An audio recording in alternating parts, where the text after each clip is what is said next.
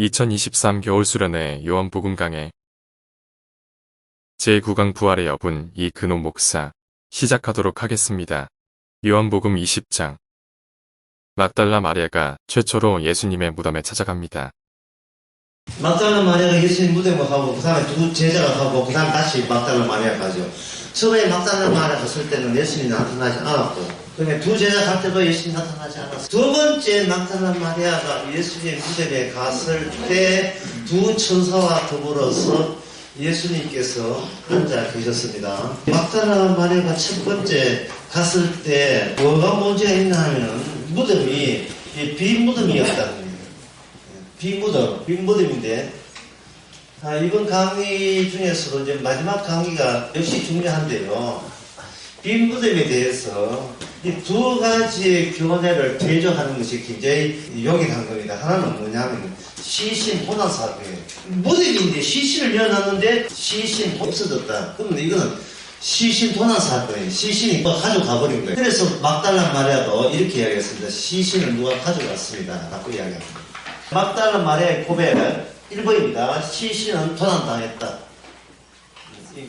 막달라 마리아. 두 번째는 시신이 도난당한 것이 아니고 죽은 분이 부활되었다. 죽었던 분이 부활되었다.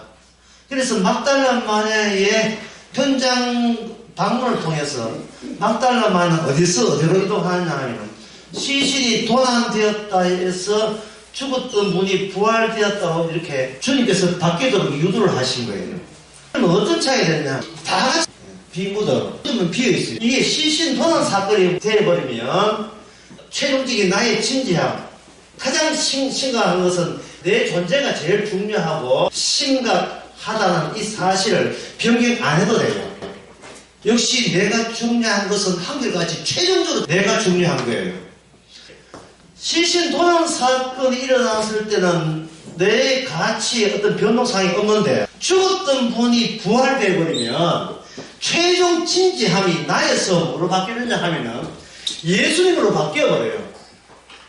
내가 진지하고 내가 제일 중요하다고 얘기했던 그것이 나는 어디 세계에 속하느냐 하면 내 범위가 태어나서 출생해서 죽으면 나는 없어지니까 그 중간이 이게 중요하다고 얘기했던 건데 예수님이 죽었던 분이 부활되어 버리면 이 영토가 확장되거든요.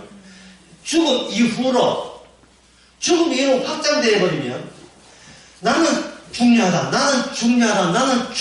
하다가 나보다 더 중요한 분이 하나님께서 최종적으로 나보다 더 가치 있는 분을 부활시켜 버린 거예요. 예수님이 부활했다는 말은 평소에 예수님이 하신 말씀이 이게 실제가 되는 거예요. 이 실제가. 예수님이 평소에 하신 말씀이. 그러니까 예수를 믿지 아니한 자는 어디 간다? 진짜로 지옥불이 있어요. 왜? 그 말씀하셨던 죽었던 분이 지금 안 죽고 있으니까요. 살아났었으니까요. 우리는 인간이 죽고 난 뒤에 대해서는 우리는 일단은 모르는 걸로 쳐가지고 지옥에 있든 천국에 있든 누가 가봤나 이런 식으로 제껴버릴 때에 남는 것은 역시 내가 제일 중요해요. 역시 나의 행복이 제일 중요한 겁니다. 그래서 시신 도난 사건은 나의 이 마음가짐에 대해서 달라질 필요가 없어요. 누가 가져갔겠지. 그러면 막달라 마리아가 어디로 이동한다 했습니까? 일본어로 생각해서 처음에 우리 예수님 시신 누가 가졌는지 제자들 붙들고 제자님들이 우리 예수님 시신 가져갔어요. 이렇게 했거든요. 그 제자들 보니까 시체가 없었습니다. 그런데 두 번째 제자들 없고 막달라 마리아 다시 갔을 때 거기 예수님께서 앉아 있었어요. 그 두 천사는 예수님 누웠던 양쪽에 있었고요. 그때 예수님께서 뭐라 했냐 하면 내가 다시 살아난다고 전에 내가 그렇게 너한테 이야기를 했잖아. 죽었다가 살아난다고. 그러면 죽었다가 살아난 것만 그게 믿을 만한 겁니까? 그 외에 예수님 하신 말은 전부 다 믿을 만한 겁니까? 전부 다 믿을 만한 거죠. 그러면 그 믿음에 대해서 막달라 마리아가 시신 도난 사건을 처리했다는 말은 그 시신 도난 사건을 이해했다는 이 순간 막달라 마리아 누굴 믿었습니까? 자기 자신이 믿은 거죠. 왜? 의미가 자기 자신이기 때문에. 우리답디 우리 선생님의 시체를 누가 훔쳐갔지? 이럴 때는 자기 신념의 변화가 하등 없어요. 그런데 부활을 함으로써 자기 속에 주의 말씀이 쏟아져 들어오기 시작한 겁니다. 부활한 것뿐 아니라 나머지 모든 것도 진실이었던 거예요. 진실. 그러면 더 이상 내가 나를 믿는 것은 더 이상 버티기가 곤란하죠. 이제부터 나를 믿어서는 안 되죠. 내가 주의 말씀의 해방자로 드디어 규정되는 순간입니다. 내가 바로 주님을 믿지 않는 불신자입니다. 이게 바로 사울이 예수님 부활해서 만났을 때 똑같은 부활이 나타날 때 똑같은 현상이 나왔습니다. 네가 나를 핍박해. 이 말은 뭐냐? 너는 너를 믿었으니까 너의 생각과 너의 결정과 판단이 가장 진지하고 가장 심각하고 가장 중요했으니까 그게 너의 인생의 의미의 마감으로 생각했으니까 죽고 난 뒤에는 누가 몰라도 돼. 중요한 것은 우리의 행복이 중요하니까 나를 믿는 그 자체가 행복이니까. 그것이 바로 주님에 대한 핍박이었던 사실이 밝혀진 겁니다. 이게 왜 그러느냐 하면 예수님의 죽으심과 부활은 모든 인간은 불신의 세계에 갇혀 있다는 것을 죽음 뒤에 최종성까지 말씀으로 주님께서 이 땅에 내려오신 거예요. 그렇게 되면 이제 우리의 의식에도 변화가 있어야 되죠. 어떤 변화가 일어나는가 그 변화의 의식 중에 하나를 말씀드리겠습니다. 요한복음 21장 14절에 보면 예수님께서 부활하시고 난 뒤에 3번 등장했어요. 이것은 예수께서 죽은 자 가운데서 살아나신 후에 3번째로 제자들에게 나타나신 것이라 3번 등장했습니다. 그럴 때 사람들이 지금 막달라 마리아의 의식대로 놀라운 변화. 나를 믿는 것이 주님에 대한 핍박이었구나. 주님에 대한 모독이었구나. 내가 나를 믿는 자체가 말씀을 농담으로 여기게 만들었구나. 주님만이 진실한데 이런 사실의 변화 없이 그냥 예수님이 3번 등장했다고 한다면 사람들은 이렇게 생각해요. 제자들이 있는데 7명 있었거든요. 고기장으로 한 7명 있었는데 있을 때 예수님 찾아갔을 때 사람들은 7명에게 3번째로 예수님이 찾아갔다고 생각해요. 이게 잘못이에요. 예수님이 부활하신 데 찾아온 게 아니고 지금 이 인식 변화가 되어버리면 어떻게 되느냐 하면은 그러니까 아직 아버지께로 승천하기 이전에 예수님께서 부활하셔서 같은 공간에 계신 예수님의 등짝이 제자들을 민 거예요. 실존성의 침범 현상입니다. 예수님이 찾아온 게 아니고 부활하신 예수님의 경계선과 제자들의 경계선에서 예수님의 경계선이 포화 상태가 되어서 제자들이 밀려버린 겁니다. 제자들이 밀려버린 겁니다. 예수님의 그 실존이 제자들이 실존 영역에 삐져 들어온 거예요. 3번씩이나. 그럼 이게 뭐냐? 이거는 함께 있는 거예요. 함께 있는 거. 찾아오는 게 아니고 함께 있는 거예요. 함께 있는 거. 찾아왔다고 생각하면 안 돼요. 함께 있어요. 그 함께 있다는 그 근거가 어디 있느냐? 그 근거가 요한복음 20장에 있습니다. 어렵죠. 어렵더라도 참아내야 돼요. 마지막 강의 제목을 부활과 성령이라고 한번 정해봤는데요. 요한복음 20장 21절에 보면 예수께서 가라사대 너희께 생각이 있을지어다 아버지께서 나를 보내신 같이 나도 너희를 보내노라 이 말씀을 하시고 저희를 향하여 숨을 내쉬며 이 숨을 누가 쉰 겁니까? 제자들이 숨 쉰 거예요? 예수님이 숨 쉰 거예요? 예수님이 숨을 쉬니까 여기서 뭐가 나왔어요? 성령이 나왔지요. 실존성 침범 현상이 벌어졌지요. 예수님이 숨을 쉬는데 그건 뭐가 나왔습니까? 성령이 나와버렸어요. 그럼 예수님이 성령을 받아서 숨을 쉬면서 성령이 나왔다는 것은 예수님이 성령 받을 때 성령이 예수님께 1차로 왔잖아요. 그리고 19장에 보면 예수님이 십자가에서 마지막에 하신 말씀이 다 이루었다 했으니까 성령께서 예수님께 오신 취지는 이미 작업이 완료가 돼요. 완료가 되었기 때문에 예수님은 아버지의 약속에 의해서 주의 자리에 오릅니다. 그게 하나님의 오른편이라고 제가 아까 강의 시간에 언급했죠. 하나님의 오른편에 올려버리면 그 오른편 자리가 어떤 자리냐 하면 아버지가 예수님이 처음 요단강에 있을 때 성령 세례를 주셨던 성령이 나왔던 그 자리가 그 오른편의 자리였어요. 그 오른편의 자리에 예수님이 올라서 버리면 그때부터는 예수님이 죄 있는 육신의 로마서 8장 4절에 말씀, 죄 있는 육신의 몸을 지닌 채 주의 자리에 올랐기 때문에 그 주의 자리에 오른 상태에서 성령을 보내버리면 그 성령이 죄의 몸을 가진 자에게 갈 수 있는 권한이 발생되는 거예요. 그게 되어야 사도 바울 편지에 나오는 속죄, 대속, 그리고 구속이 돼요. 그 속죄라는 건 죄를 강조한 거고요. 구속이라 하는 것은 끄집어낸 자에 종속된다는 것을 강조한 거고요. 대속이라는 것은 너의 죄를 대신 처리했다는 대신이 강해요. 대신. 그러면 그걸 하면서 구원이라 하는데 구원의 3대 기능이 다 있어요. 그게 3대 기능을 위해서 그 구약에서는 모세율법이 주어지는 겁니다. 제물을 바쳐가지고 그것을 장차 신약에서 일어날 일을 미리 구약에서 제사판을 통해서 모형으로 그걸 미리 보여준 거예요. 지금 제가 하는 말이 거짓말이 아닌 이유가 예수님이 부활했기 때문에 그래요. 아까 처음에 말씀드렸잖아요.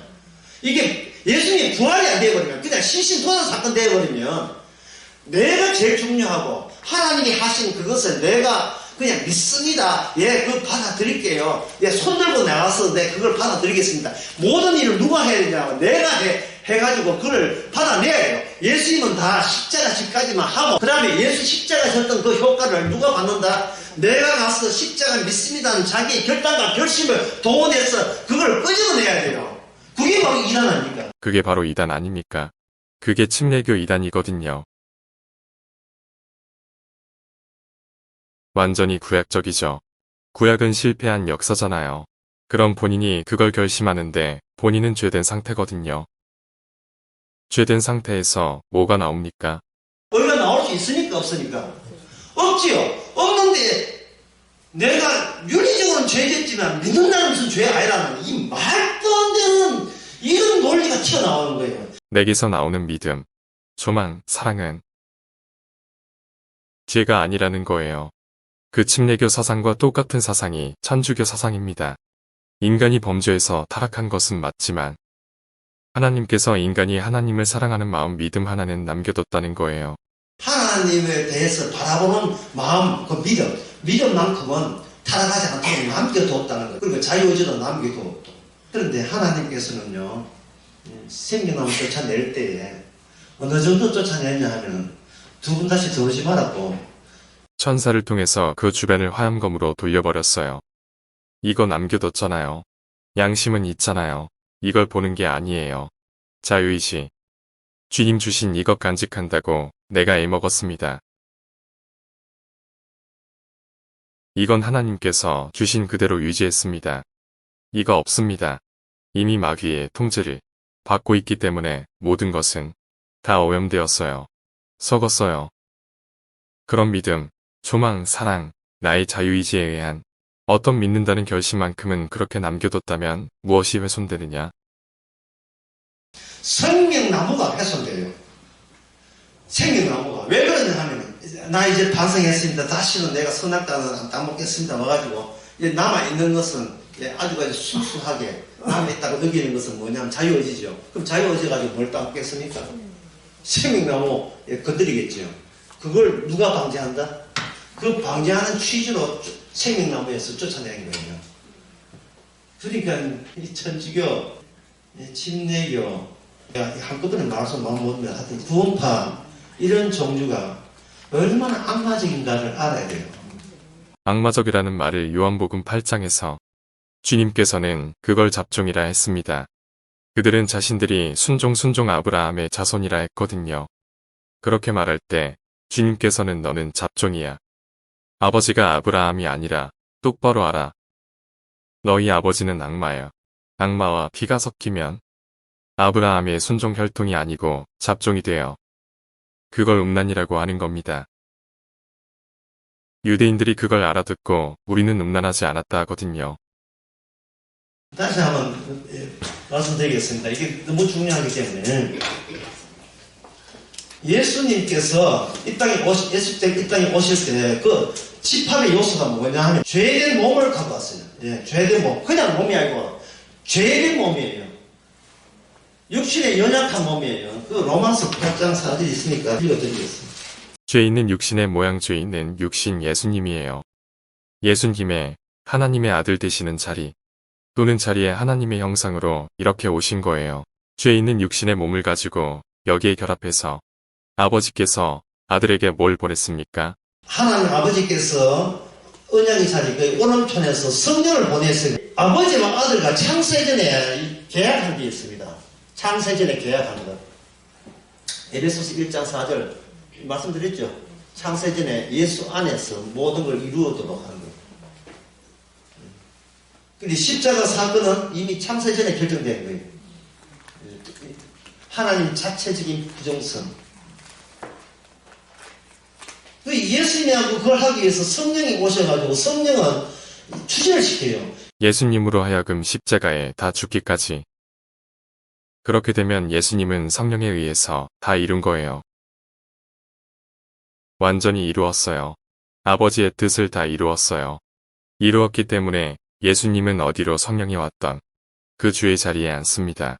그러면 죄 있는 자, 자신의 업무의 경로의 부분 집합으로 참여된 그 자에게 성령을 보낼 수 있는 권한자가 되는 거예요.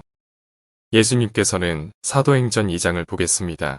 사도행전에 보면 사도들이 십자가와 부활을 이야기해요. 부활의 의미를 설명해 주는 겁니다. 사도행전 2장이 베드로가 설교하시는 대목 2장 33절에 보면 이 예수를 하나님이 살리신지라 우리가 그 일을 다 정의로다. 하나님의 오른손으로 예수님을 높이시고 그가 약속하신 성령을 아버지께 받아서 너희가 보고 있는 것을 부어 주셨지요.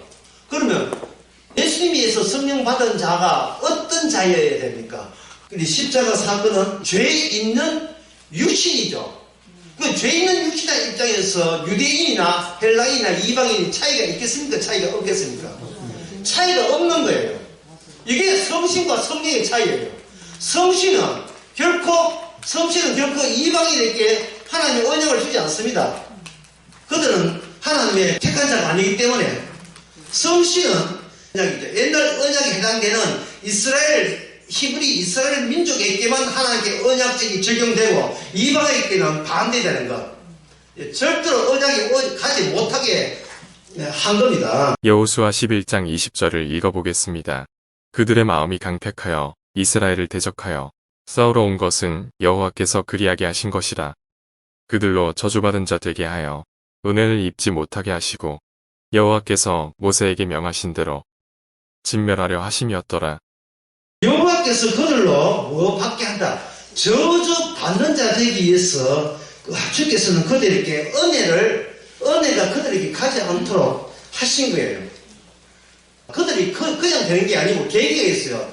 뭐냐면 그들이 누구하고 마주쳐야 되느냐 하면 이스라엘과 이방인과 마주쳐야 돼요. 그래야 아브라함의 언약, 아브라함을 축복한 자는 복을 받고 아브라함이 전전 저주를 받는다는 그 언약을 이루기 위해서 그 이방 민족의 존재가 필요했던 겁니다.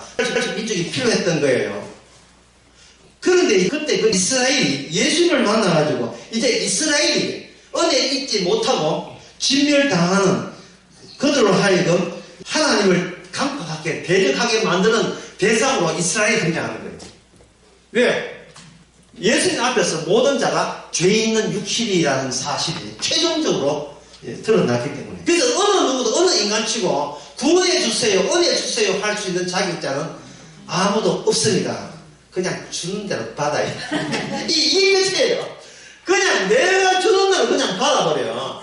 그 주는 데 안에, 그 주시는 은혜 안에 뭐가 되느냐 하면 나가 미처 파악되지 못하는 나는 죄된 모습으로 태어났다는 사실을 받는 거예요. 시편 50편에 나온 말씀처럼 내가 모친의 죄 중에서 태어난 인간 죄의 작품인 것을 내 모습을 최초로 발견할 순간이 바로 성령 받는 순간이에요. 내가 바로 주님을 핍박한 죄인 그 자체입니다. 그리고 저들과 다를 바가 없습니다.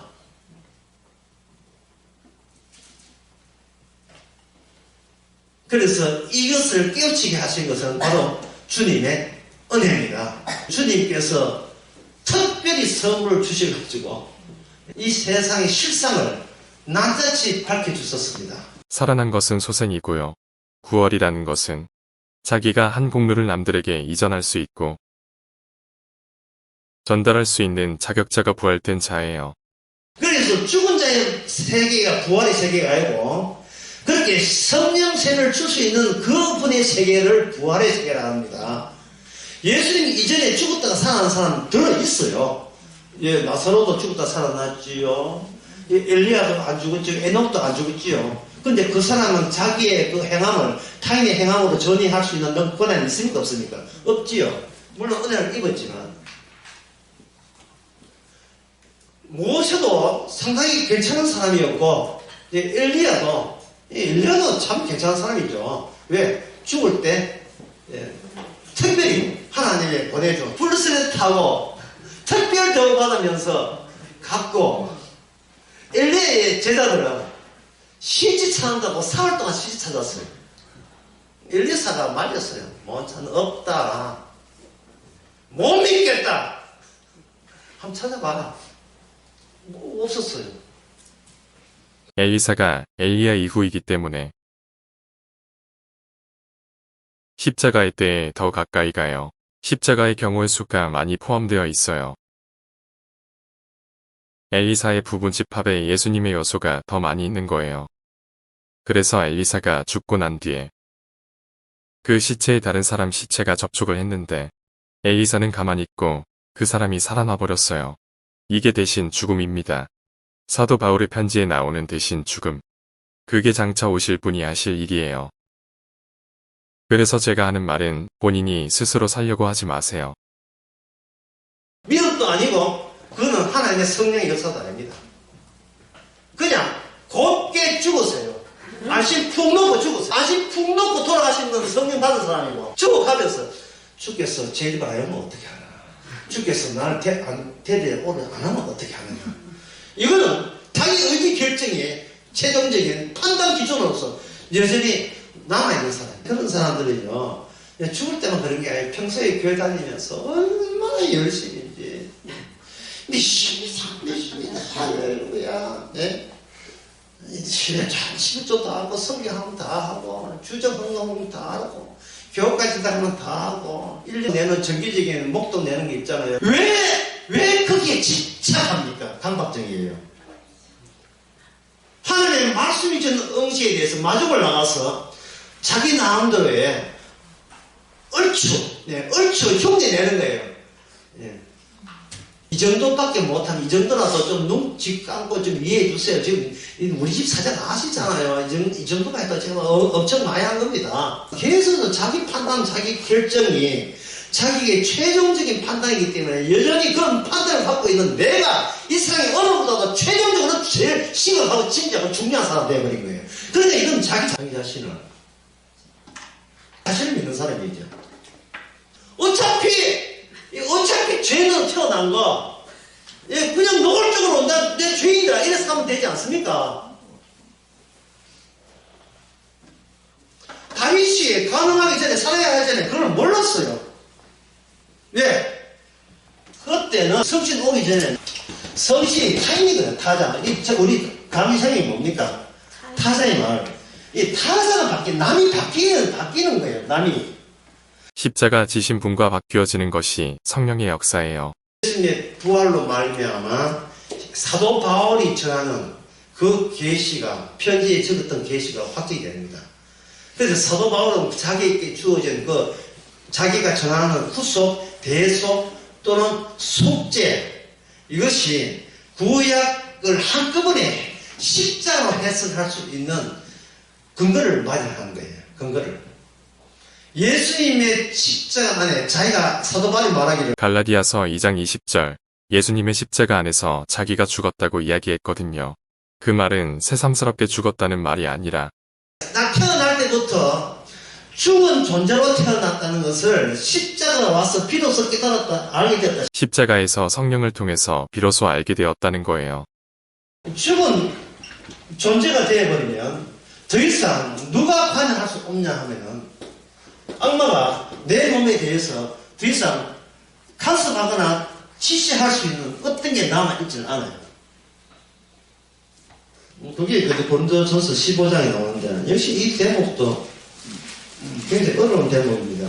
15장에 사도 바울이 이렇게 얘기합니다. 사망아 너의 이기는 것이 어디 있느냐? 사망아 너의 쏘는 것이 어디냐? 이 사망을 다른 말로 바꾸면 뭡니까? 죄지요. 죄의 배후에는 악마가 있고, 사도 바울이 지금 이 이야기 하는 것은 나에게 타자 남입니다. 남이 바뀌었다는 거예요. 그 강의하면서 참 중간에 어렵게 많기 때문에 여기서 끝에 다시 내가 독설할 수밖에 없는 이유가, 다시 할게요. 타인이 있음으로써 내가 설계로.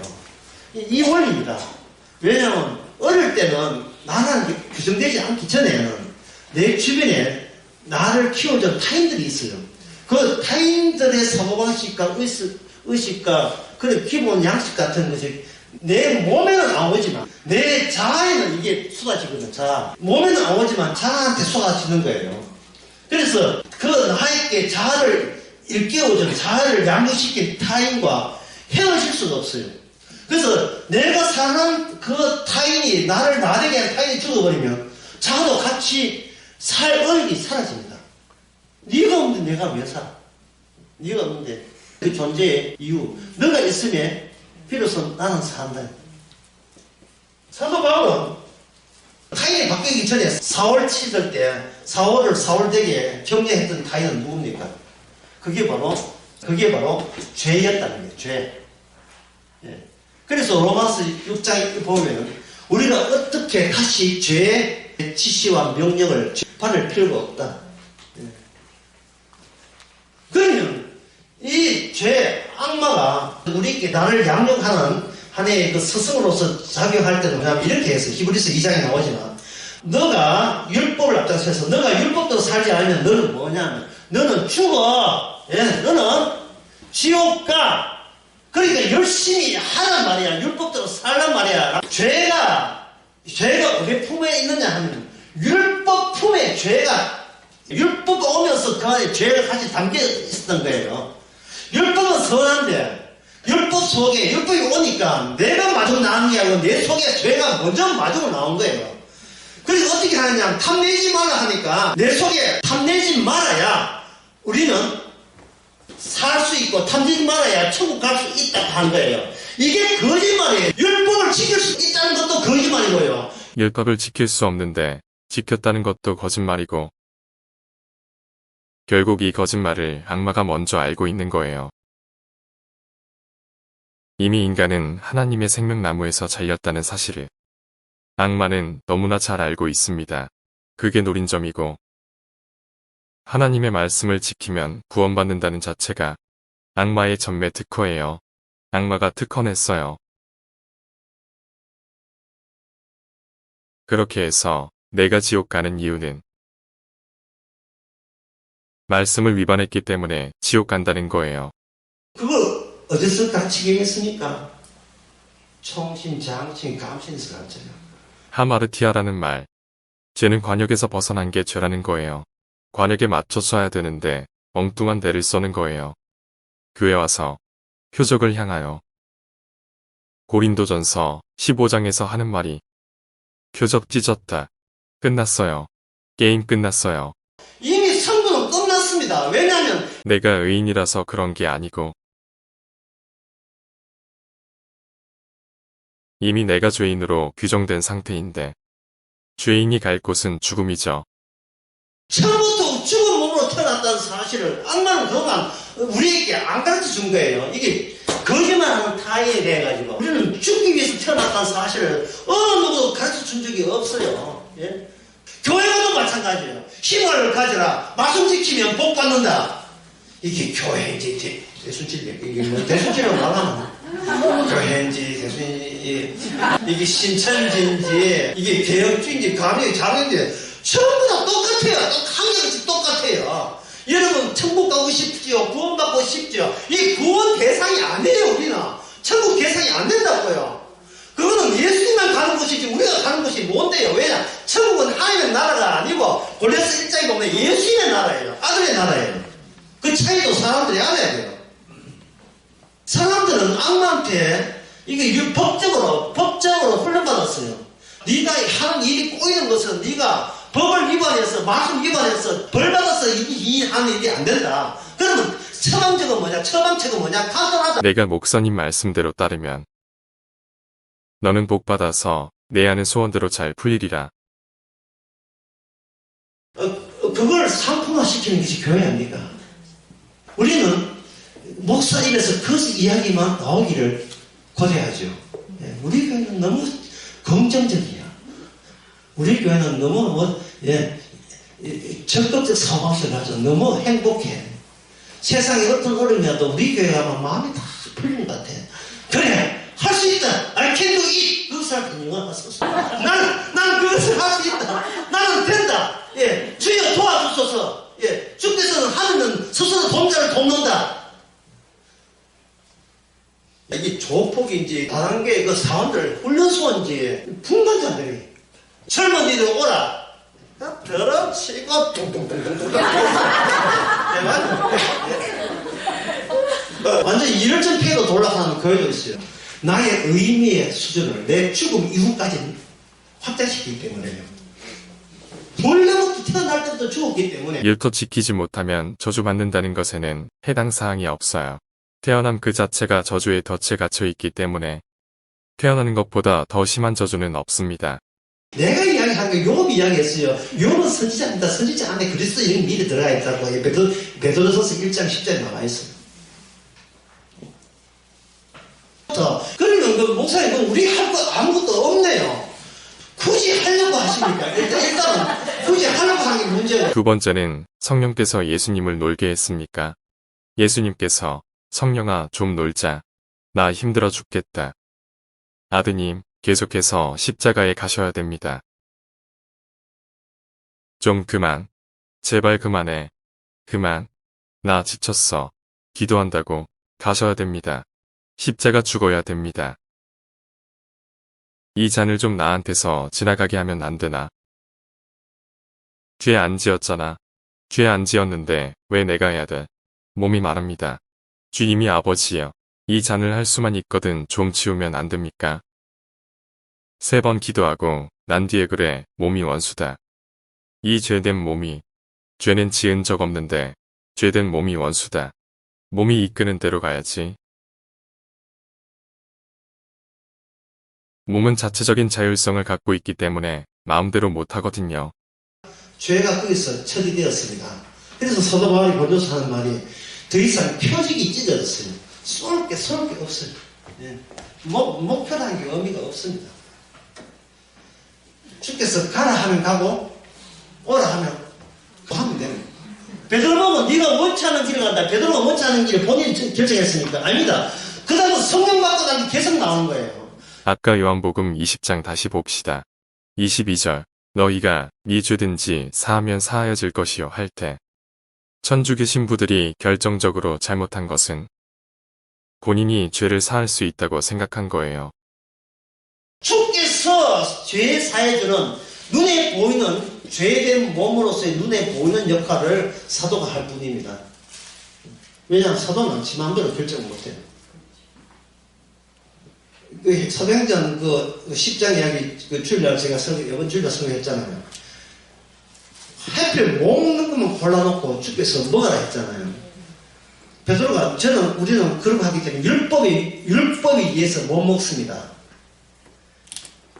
율법에 의해서 더러워서 먹는다 할 때 베드로가 아직도 모르는 거냐? 본인이 율법에 의해서 이미 더러워졌다는 사실을 본인이 몰라요. 그것도 나쁜 짓에서 더러운 게 아니라 태어날 때부터 율법에 의하면 더럽게 돼 있고 악마는 더러운 것을 어떻게든 율법시켜서 선한 걸 바꿔야 천국 간다 라는 구원을 제시하는 것이 악마고 성령은 이미 구원 문제에 대해서 우리가 나설 문제가 아니라고 완전히 주님과 함께 못을 박아본 거예요. 성령이 와서 죄의 몸에 나의 최종성은 이미 십자로서 모든 심판을 완료를 했어요. 누가? 예수님이 대신 세상 죄를 지고 가는 하나님의 어린 양이다. 그래서 지옥은 이 6월절 이스라엘이 애굽에서 이스라엘 나올 때에 6월절은 애굽의 장자 그리고 이스라엘 장자 다 지어버리는 겁니다. 나한테는 더 이상 배를 잃을 필요가 없다. 그 가운데를 잇는 노선은 무슨 노선인가? 내 혈육의 노선이 아니고 어린 양의 노선이라 해서 우리 아들 죽었어요. 이렇게 해가지고 무술죄가 뭘 바랍니까? 양의 피를, 내 아들 죽은 피를 대신 발라버리죠. 그 유월절을 근거로 해서 예수님께서 요한복음 13장에서 예수님은 유월절 전에 유월절을 내다보면서 내가 나를 사랑한다. 이 사랑 이야기를 하면서 마치겠습니다.